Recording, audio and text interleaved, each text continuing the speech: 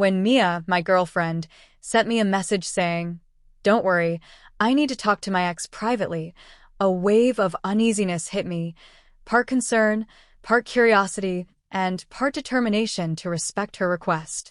Even though something inside me warned this could be uncomfortable or even risky, I reminded myself that I trusted her, and trust meant giving space, even when it didn't feel easy.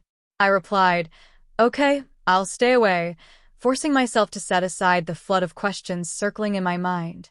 I focused on staying calm, reminding myself that healthy relationships include moments of uncertainty, and trying to control her would only damage the trust we had worked hard to build.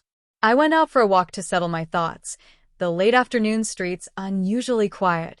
With each step, the tension in my shoulders eased a little, but my mind kept drifting back to Mia, wondering what she needed to discuss with someone from her past.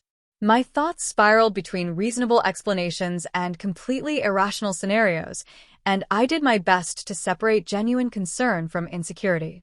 An hour later, my phone buzzed. Mia was calling. Her voice sounded calm but apologetic, and I immediately felt that whatever had happened mattered. I didn't know what to expect, but I inhaled deeply, preparing myself to listen without jumping to conclusions, knowing that staying level-headed would help me understand the situation clearly and respond the right way. When I answered, she explained that the conversation with her ex had been necessary because they still had unresolved financial matters from their old apartment. She told me she had made it clear to him that they were only discussing practical obligations, nothing personal, nothing emotional. She added that she asked for privacy because she knew my involvement, even indirectly, would complicate things and create unnecessary pressure during a conversation that already had its own tension. Her explanation was reasonable, but I still felt a faint mix of relief and leftover anxiety. Trust often gets tested in subtle ways, and even when you understand someone's intentions, the emotional reaction doesn't always disappear right away. I asked a few questions, not to pry or accuse, but to understand boundaries and keep everything transparent. Mia answered each one patiently, walking me through the entire conversation and reaffirming her commitment to us. Her openness helped soften the discomfort I had felt earlier. Her clarity reminded me of how important communication is for maintaining trust, especially during moments that could easily be misinterpreted or spark jealousy. By the time we ended the call, I felt relieved, grateful, and more connected to her.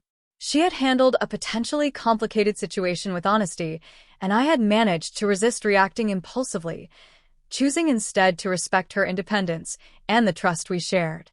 The experience underscored the delicate balance in relationships, giving space while staying supportive, trusting your partner while acknowledging your own insecurities, and finding the right blend of patience and open communication. Later, as I thought it over, I realized that moments like these, while uncomfortable, build character and emotional maturity. They teach you that stepping back doesn't mean pulling away, and letting someone navigate necessary conversations on their own can strengthen a relationship rather than weaken it, as long as trust is the foundation. The day ended with a sense of calm and clarity.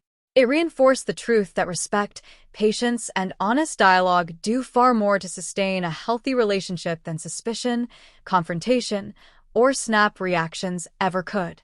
And I understood that by giving Mia the space she asked for, listening when she explained, and trusting her sincerity, I honored her independence and deepened our connection.